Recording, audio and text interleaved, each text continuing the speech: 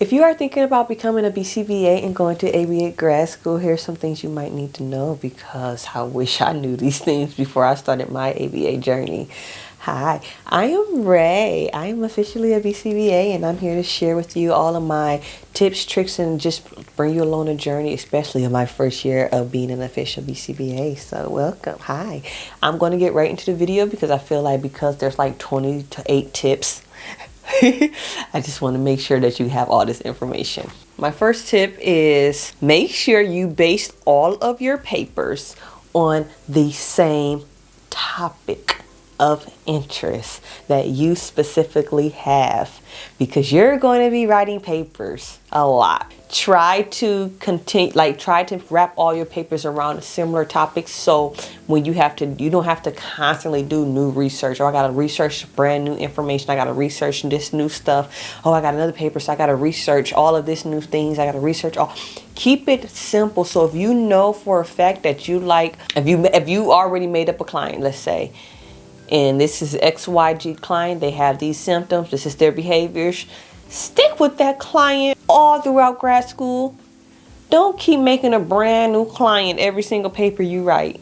If you have a specific topic, like when I was in the undergrad, I love early childhood education, early childhood development. So majority of my papers were always about early childhood. I didn't care what the assignment was. I was able to wiggle my way around to make it all about early childhood, because that was of interest to me. When I was in grad school, my papers were all about the same client or the same topic of interest. You are going to drive yourself bonkers if you're trying to reinvent the wheel every single time you have an assignment due. Don't do that to yourself. Keep it simple, because you might be able to reuse the same articles. Some professors allow you to cite yourself. So if you've already had a paper and you've already had this information, you are able to cite yourself, because those are your words that you've created from a previous paper. So I'm just saying, I didn't know that I could cite myself. I found that out in grad school, that I can cite myself on a paper. I was citing myself every other paper because that's easy. I already did the research. I know what I'm talking about. Tip 2. Your ABA grad school is not a race, okay, you guys? This is a marathon. This is a slow, horrifying, nerve-wracking, feet hurting, hand hurting, migraine type of marathon that you're just going along, and we're trying to find a lot of joy within this little stage of our life. So don't try to rush this. It's easy to get wrapped up in the mindset of grad school's only 2 years, so I'm going to have everything done in 2 years, and I'm going to have all my hours done in 2 years, and this is going to be... It's easy to get wrapped up in that mindset, but I'm telling you, you are going to enjoy yourself a lot more if you pace yourself and give yourself some grace. If you feel like 2 years to have everything done is just too stressful, make it 2.5 years, make it 3 years. Like, it doesn't have to be done just because they say this is the average time that it's done. Tip 3. I don't know why I did that. Tip 3 is to plan your social life. It is so easy to get wrapped up in the mindset of, I have to do homework, I have to do paper, I have to collect my fieldwork hours, I have to work full time, I got to go to school, I have lectures.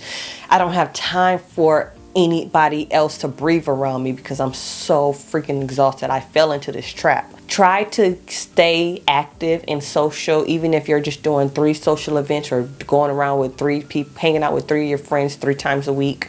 Not a week. That sounds like a lot. A month. I meant. You're doing 3 things a month with your friends or your family. You're going to your family events and everything. Try to still do stuff. I'm telling you, if you are isolating yourself because it's so peaceful to just have 5 seconds of freaking quiet, I get it. But in the long run, it's going to be very hard to bounce back from out of that. I'm so used to being isolated in my own space, and I'm at peace right here to get back into the world. It is not a fun or easy transition. You don't want to be like this one right here, who is actively struggling. My fourth tip, and I guess this is kind of piggybacking off of that one, but it's more so for you individually, which is to prioritize your self-care. Please prioritize your self-care, because your self-care, and it's not, oh, go get your nails done, go get a facial, go get a massage, go get your hair done. That's not the self-care I'm talking about. You have to prioritize your time of just fun. You have to prioritize your time of relaxation. You have to prioritize your time of gratitude and grace.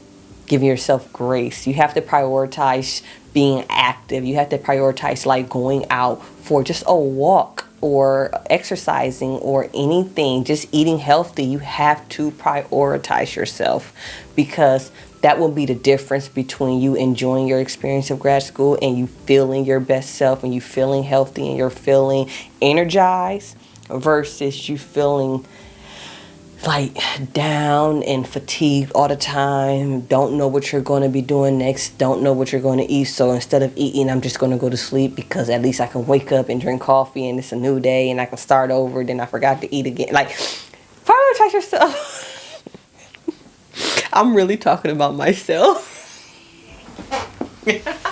I'm talking about myself right now, but if anybody else can relate, please let me know in the comments, because I feel like I be feeling like I just did everything so backwards and it was not the best experience. So if I'm not alone, please let me know in the comments.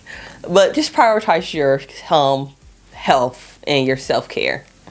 The fifth tip. This is a big one, you guys. This is a legit big tip that you need to know, which is set the foundation of your ethics and your morals while you're in grad school. This is everything, because you're going to be tested throughout working, whether you're a RBT, a BCABA, a BCBA, whether you are in the field, whether you're in a different field. Your ethics and your morals are going to be tested, and you have to have that in you to be able to say, I'm not doing that. I'm not signing my name on that documentation. I'm not signing off on them notes. This doesn't seem right. I'm not going to be working here for long. Like, you have to be able to understand where the line is for you. So now you have the power to let other people know and set that boundary of, I'm not crossing that line, and don't ever ask me to do that again, because it will be a problem. You're going to get tested. People are going to, companies, agencies, supervisors, I'm telling you, you're going to be tested. Understand where your values are while you're in grad school. Discover where your values are, what lines you're willing to cross and what lines you are not willing to cross while you're in grad school. For someone who has experience working in the mental health field for over 10 years and now being in the ABA field, trust and believe, if you don't find that within yourself, people aren't going to bluntly tell you like, oh yeah, go do this unethical thing. But it's like people will give you little nudges of, oh, it's okay, just go do this. And then it'll have you questioning like, wait, am I supposed to do it? Should I do it? Wait, is this ethical? Is it like they'll have you questioning, because it's like they're nudging in it, like, oh yeah, they'll say in a big giant staff meeting, don't do something, but then when you have like a quiet meeting, like, I don't know what to do, I'm trying to figure this out, I'm having a hard time getting my billable hours, this, that, and the third, they'll kind of like give you like a little nudge, like, oh yeah, but then just sign off and this and that, and figure out where you want to be, figure out who you are while you're in grad school, because it's going to make or break you career-wise. The next tip is to ask questions during lectures. You guys, when I'm telling you imposter syndrome, I can't talk. My speech sucks. But it's so real. People don't want to be that awkward person to raise their hand in class and ask a question, because they're scared of what other people might think, and they're like, oh, well, maybe I'm the only one that don't know this information. Maybe I'm the only one that's like this slow and not understanding. No, I'm pretty sure half of the class, if not 80% of the class, don't know what the teacher is talking about. No one is asking questions.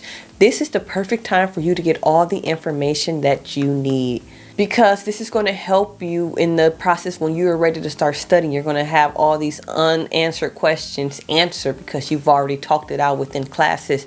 And the teachers, all the professors, they're so dope that I went to Capella, so a lot of the professors are dope. They love questions. They want you to ask as many questions as possible.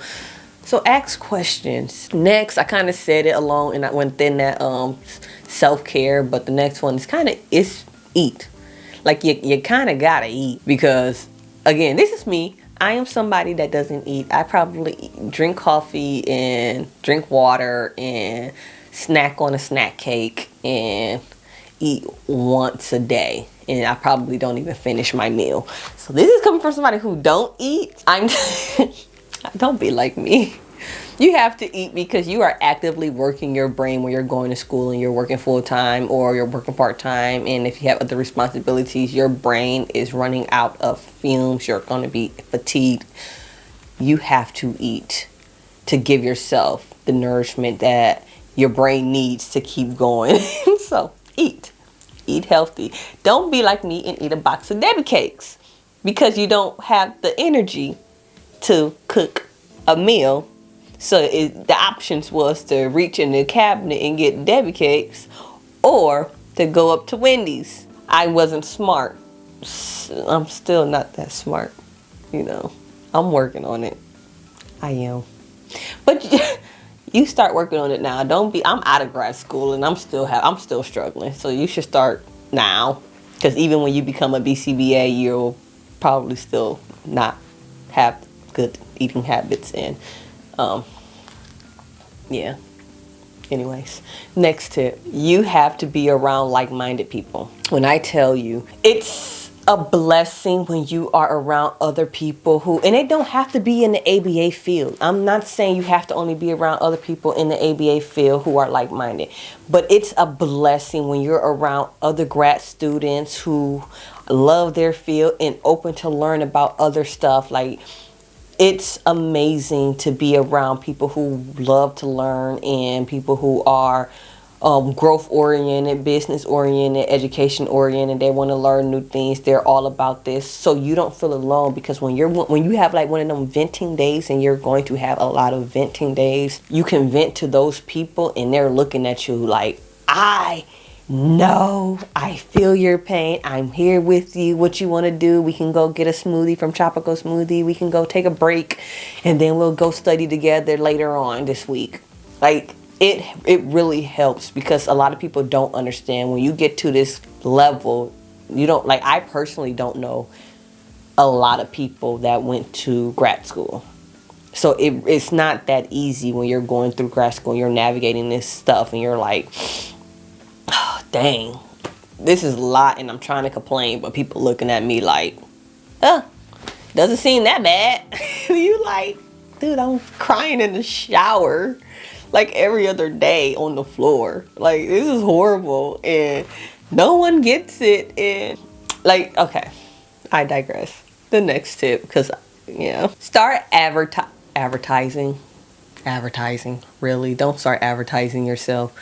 Start advocating for yourself. This is going to, again, this is one of those things that is going to make or break your career. If you don't start advocating for yourself while you're in grad school, rather you're talking to your professors on why you should be able to redo an assignment, or why you should be able to turn this assignment in without getting late points, or why you should be able to, and yes, some of them they do. Some of them you can't talk down from, like getting different points, or why you got a B and why that assignment should be an A. Your professors, why they need to help you more with advocating and work-life balance and time management, and teach you more skills. If you don't start advocating for yourself now, you're going to allow once you get into the real world of this field, them people to walk all over you. And trust me, they don't care about you. Majority of these companies do not care. So Start advocating for yourself, because I'm telling you, the minute you start advocating for yourself and the minute you set boundaries for yourself, people are going to have a different level of respect for you, and they're going to understand that they cannot walk all over you. Most people know they can't walk all over me. So start while you're in grad school. Start advocating for yourself now, because I'm telling you, this is going to help prevent a lot of burnout in the future. My next tip is to learn how to skim articles. You are going to be assigned a lot of articles each week. You're going to be assigned articles, chapters from a different book and chapters from the Cooper book. You're going to be assigned a lot of readings. The articles, you have to learn how to skim an article. Like when you read an article, the most important parts of an article is probably the abstract, to try to identify what the question is, the research question. And then read the intro, maybe read the methods used. Like you can skim around like what methods was used, what the participants look like what the age gap was and all that stuff. And you can skim the results. You can skim the results because they're going to mention it in a discussion anyways. The discussion is important because you have to know like what the limitations was within that article and what they could have done better and what they're going to do next time and everything. But learn, like, those are the categories you should read, but everything in between could be a skim. Like, learn how to save your time by skimming articles. Read what you need to read, skim the rest.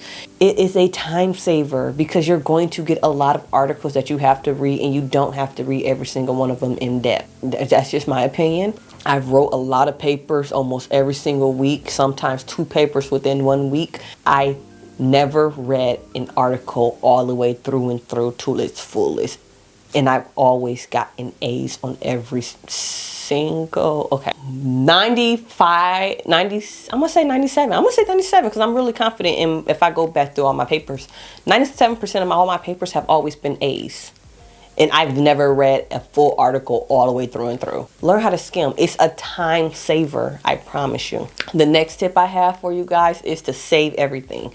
When I tell you save everything, save everything. Save every article. Every article that they assign, download it somewhere else on your own personal drive. You don't know what you're going to need until you need it. The next tip, you don't have to do your field work as soon as you start your first ABA coursework. You can wait until after you graduated. I personally waited until after I graduated. Now the next tip that's on this paper is create questions within your lecture. Now I did do a video on active recall and how I learned all the material on the task list, and that video will be linked in the end of this video. Like how I'm explaining it in that video, do it in the lecture. You're going to be ahead of the game, promise you. And during the lecture, another tip would be when the professor's going over everything and they have like the PowerPoints and everything, if you're taking notes, don't let your notes be word for word of what the PowerPoint says. That's going to be passive learning. You will want to read the lectures, listen to what the teacher is saying, and then put everything in your own words. Whatever the teacher, your professor is saying, put that in your own words. Don't copy things word for word. Word for word never works out for anybody because that just makes you feel like you need to memorize what they said versus understanding what they're talking about. The next tip for you guys is please do not take more than 2 classes at a time.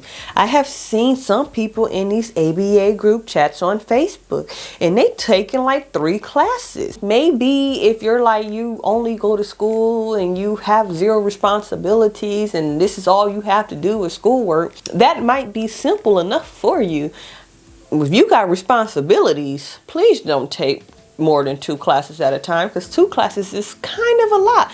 I had to drop down closer to the end of my last 3 quarters.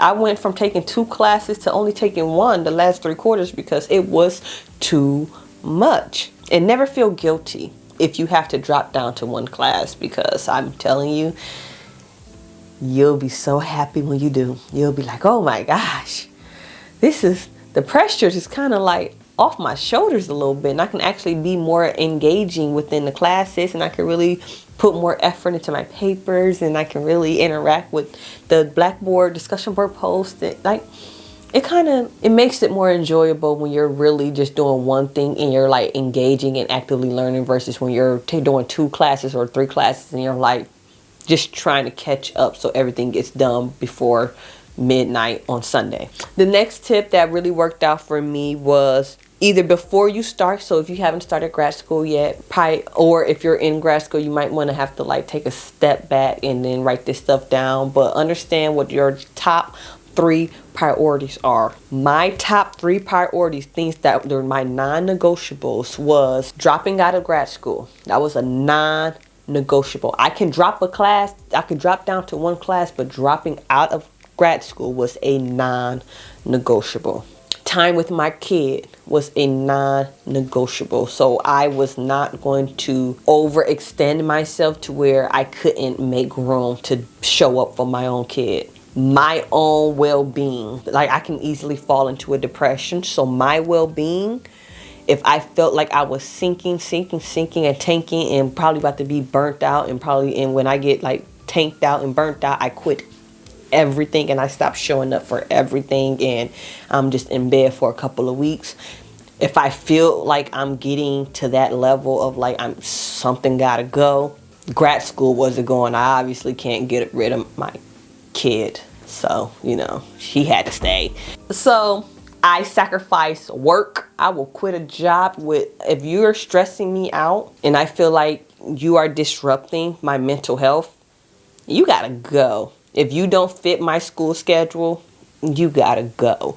Like people in my life, if I felt like you were disrupting my life, my space, my health, like anything that was going on, I was willing to give almost anything up besides those 3 things: my wellness, my kid, school, period.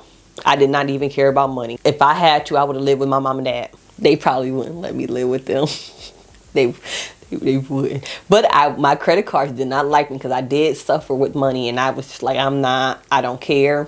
And my credit card did not like me, but I paid it off, so we're good. Figure out what your 3 like non-negotiables. This is what I'm not giving up, because once you have clarity in those 3 things that you're not giving up, it makes everything else so easy to give up. My next tip is don't stress over a 4.0. Not important unless you plan on going to get your doctorate degree. I got a 3.8. Like I said, I was burnt out by the time I got to them last 3 classes. So the last 2 classes that I took in my grad school were B's. Everything else was A's, but those 2 classes were just B's.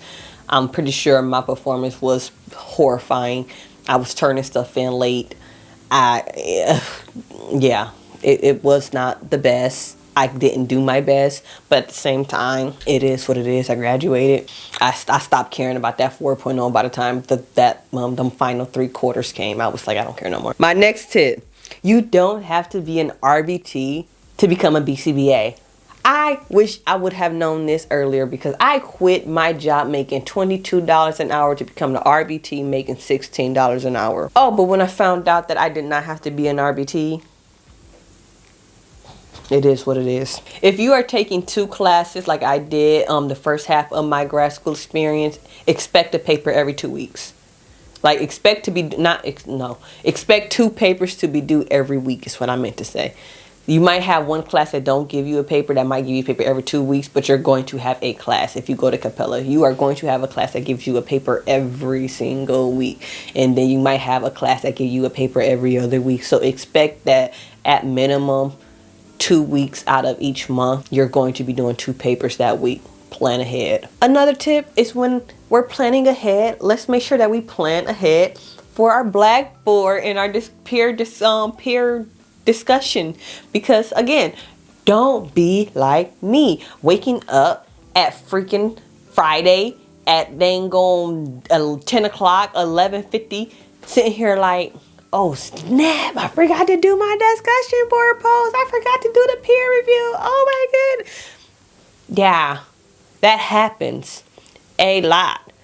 Plan ahead to do your peer response and your discussion board post on like that Monday, Tuesday, Wednesday, so you're not waking up crazy and finicky on Friday at 11:50 p.m. because you went to sleep and it's due in 9 minutes. One thing that I really think is a big tip is to research all ways that you can use your BCBA degree while you're in grad school. Ask around, ask your teachers, network a lot to figure out the best ways that you can navigate your BCBA degree, because it doesn't just have to be in the field of individuals diagnosed with autism. You can use this for dietitian. You can use this for fitness. You can use this for, like, you turn around and decide you want to be a teacher and use your skills in there, or a special ed teacher. You can use this in nursing homes. You can use your degree in so many fields. Like, I want to use mine in the field of mental health. Like, you can use your degree in so many different ways, but make sure that you have like a list of things that you know that you would want to do, just in case you get burnt out. You can still move on and do other things. Next tip, I kind of touched on it: network. Take every BCBA business card that you meet. If you meet a BCBA, take their business cards, even if you don't know them. Like, I got the phone, like, I was talking to a teacher, and we were just talking, and we were talking about the things that she was doing in her classroom, and I'm like, that's so dope. And I brought up ABA because I was in grad school, and I'm telling her, and she was like, my mom is a BCBA. She works at the BACB, and I was able to get her mom number, like, and we was able to coordinate with her mom. Like, you don't know. I took the business cards of somebody who I worked with, who a BCBA that I worked with, and then they moved and started their own company. A year later, reached out to them because I needed a supervisor to collect my fieldwork hours. He did my supervision for me so I can collect my fieldwork hour. You don't know when you're going to need somebody, so just start collecting business cards, even your professors, because some of your professors do fieldwork hours. I'm just saying. Collect all emails, collect all phone numbers, any business card, get LinkedIn accounts, network as much as you possibly can. And the final tip is to start studying right now. But if you want to know how I study, make sure you go ahead and watch this video on how I use active recall to study and still remember all the concepts that I learned today. See you next time. Bye.